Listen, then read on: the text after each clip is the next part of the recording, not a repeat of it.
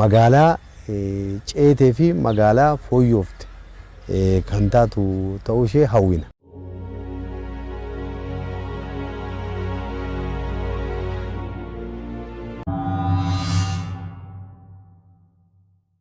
Hojiin misooma magaalaa Olancitee keessatti hojjetamaa jiru fayyadamummaa isaanii dabalee jiraachuu jiraattonni magaalattii dubbatan. Bulchiinsi magaalattis magariisummaa miidhaginaa fi hawwatamummaa magaalattii dabaluuf hojii eegale cimsee kan itti fufu ta'uu beeksiseera. Jiraattonni magaalaa Olancitee dubbisne akka jiranitti hojiiwwan misooma magaalichaa keessatti hojjetamaa jiru bu'aawwan adda addaa argamsiisee fi jiraachuu himan. Kana malees miidhaginni magaalattiis haalaan dabalee jiraachuu ibsaniiru.